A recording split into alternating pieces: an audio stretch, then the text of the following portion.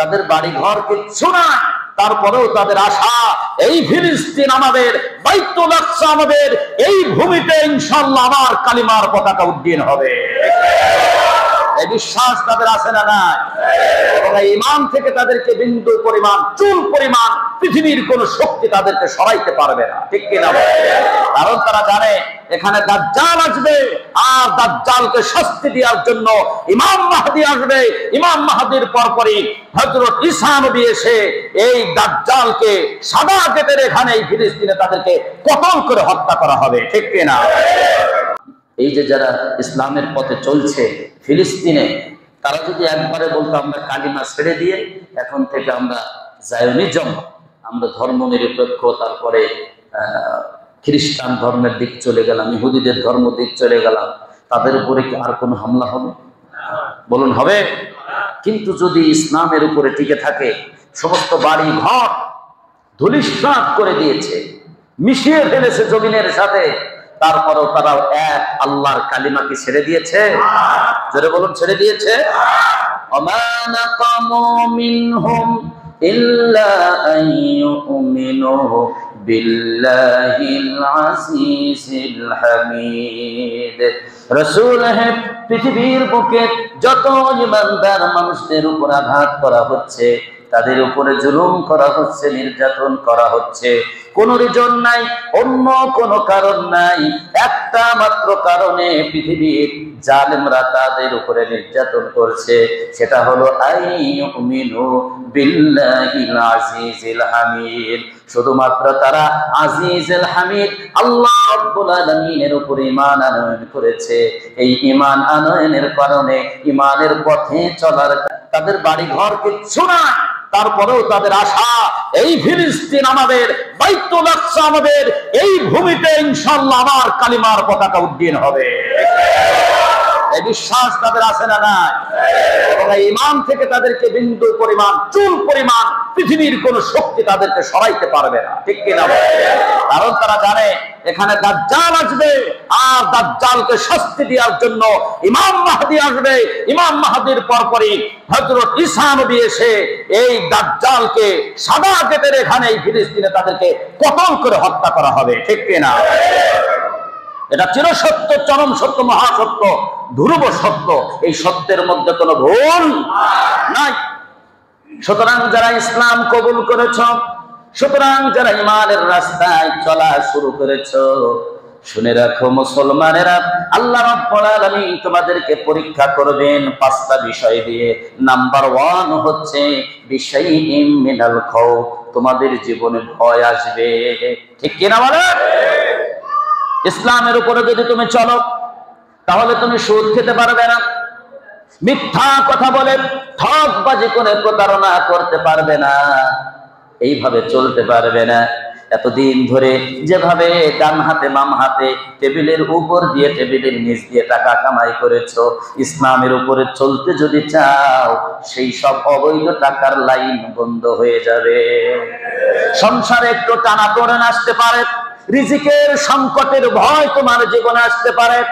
রাসূলের কাছে দলে দলে যখন ইসলাম কবুল করতে আসলো নবমুসলিমরা, তারা তাদেরকে বিশ্ব নবী ডাক দিয়ে বললেন, আমার প্রাণের বন্ধুগণ, তোমরা জানো না ইসলাম কবুল করতেছো, তোমরা কি জেনে বুঝে ইসলাম কবুল করছো? বালা ইয়া রাসূলুল্লাহ, আমরা জেনে বুঝে ইসলাম কবুল করতেছি। রাসূল বললেন, স্রোতের পানি পাহাড় থেকে যত দ্রুত নিচে নেমে আসে, তার থেকে অতি দ্রুত তোমাদের জীবনে দারিদ্রতা নেমে আসবে। তোমরা কি এটা অ্যাকসেপ্ট করতে, কবুল করতে, মেনে নিতে রাজি আছো কিনা? সাহাবীরা বললেন, আমরা রাজি আছি। তখন রাসূল বললেন, কালেমা পড়ে নাও, লা ইলাহা ইল্লাল্লাহ মুহাম্মাদুর রাসূলুল্লাহ সাল্লাল্লাহু। এমনকি রাসূল সাল্লাল্লাহু আলাইহি সাল্লামের নিজের আপন চাচা সুদের সাথে তার লেনদেন ছিল। রাসূল এই সুদের আয়াত নাযিল হওয়ার কারণে ইয়ামহাকুল্লাহু রিবা ওয়া ইউরবিস সাদাকা, আল্লাহ তাআলা সূরা বাকারার যখন এই আয়াত নাযিল করলেন 270, 72, 73, এই আয়াতগুলো নাযিল করলেন 7টি আয়াত দিয়ে সুদকে চিরদিনের জন্য দাফন করে দিলেন। সুদ খাওয়া যাবে না, এটা হারাম। তখন রাসূল সাল্লাল্লাহু আলাইহি ওয়াসাল্লাম দেখলেন যে কানাঘুষা চলছে রসুলের নিজের পরিবারের লোকরাই তো সুদের মধ্যে। ওনার একজন চাচা, যেহেতু কোরআনের আয়াতের আগে নাজিল হয় নাই, কোরআনের আয়াত নাজিল হয়ে গেছে সুদ হারাম, রসুল বললেন সর্বপ্রথম আমি আমার চাচার পক্ষ থেকে ঘোষণা দিলাম, আমার চাচার পক্ষ থেকে যত এই সুদের লেনদেন আছে এই মুহূর্তে সবার সামনে আমি সবকিছু বাজেয়াপ্ত ঘোষণা করলাম। আল্লাহু আকবার। আমার চাচা জীবনে আর কোনোদিন সুদের টাকা একটা স্পর্শও করবে না। সুবহানাল্লাহ। নিজের পরিবারকে আগে ঠিক করলেন, সুবহানাল্লাহ বলবেন না? ঘোষণা দেওয়ার পরে এরপরে বললেন আইয়ুহাল মুমিনুন, হে আমার মুমিন, আমার সাহাবীরা, এখন থেকে তোমরা সব বাদ দিয়ে দাও। শুরু হয়ে গেল। সুতরাং ইসলাম যদি কবুল করো, তার চাচা বিভিন্ন দিক থেকে এই সুদের টাকা পাচ্ছিলেন, ইসলাম কবুল করলেন, ওই সব রাস্তা তিনি চিরদিনের জন্য বাতিল করলেন। থাক, আমার চারিদিক থেকে যে টাকা আসতো, আল্লাহ বলছেন ওটা অবৈধ, আমি ওইটাকে ত্যাগ করলাম, ওটা কোরবানি করে দিলাম। আমার সংসারে থাক অভাব অনটন, আমার সংসারে থাক অসচ্ছলতা, এগুলো থাক, আমি মেনে নিলাম। আমি আখিরাতে আমি জান্নাত পেতে চাই। সুবহানাল্লাহ। আমি রাসূলের সাথী হতে চাই। সুদের সাথে লেনদেন থাকলে রাসূলের সাথে সাক্ষাৎ হওয়ার মতো কোনো সুযোগ থাকবে?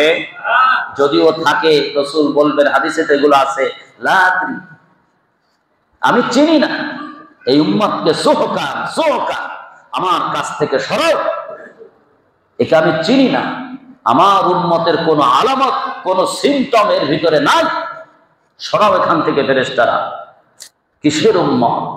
সারা জীবন সুদের সাথে ছিল, ইসলামের পথে চলে নাই, সরব এখান থেকে। প্রিয় ভাইরা আমার, তাহলে এক নম্বর ইমানদারদেরকে পরীক্ষা করবেন মহান রব্বুল আলামিন কে দিয়া? ভয়। যদি ভয় এসে যায়, তাহলে ইসলামের পরিপূর্ণ ইসলামের রাস্তা মোটামুটি চললে ভয় হয় না, ঠিক কিনা বলেন?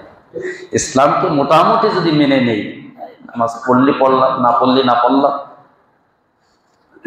তারপরে জিহাদ এইগুলো পারলে করলাম, না পড়লে না করলাম, যাকাত দিলে দিলাম, না দিলে না দিলাম, এই ধরনের ভাবে চললে আসলে কি সেরকমের কোনো ভয় আসবে? মনে হয় না, অতটা ভয় আসার সুযোগ নাই। কিন্তু কমপ্লিটলি প্র্যাকটিক্যালি যে প্র্যাকটিসিং মুসলিম, একেবারে ডিউটি বাই ডিউটি, প্রত্যেকটা হুকুম এর কাছে যে মাথা নত করে দিয়েছেন, প্রকৃত মুসলিম যখন সব বিষয়গুলো সে মাথায় নিয়ে চলা শুরু করবে, দেখবেন তার জীবনে একটার পর একটা তসবির দানা যে ছুটে গেলে একটার পর একটা পড়ে যায়, তার জীবনে একটার পর একটা পরীক্ষা আসতেছে। আর পরীক্ষা আসতেছে মানে তাকে এক একটা মর্যাদা আল্লাহ তাআলা উন্নীত করতেছে, সুবহানাল্লাহ। তার গ্রেড বৃদ্ধি করতেছে মহান রব্বুল আলামিন। ইমানদারের গ্রেড আছে, তাকে নাম্বার দিয়ে দিয়ে, গ্রেড দিয়ে দিয়ে, যত বড় ডিগ্রি আছে একেবারে শেষ ডিগ্রি পর্যন্ত তাকে উন্নীত করে দেয়। যেরকম সুবহানাল্লাহ।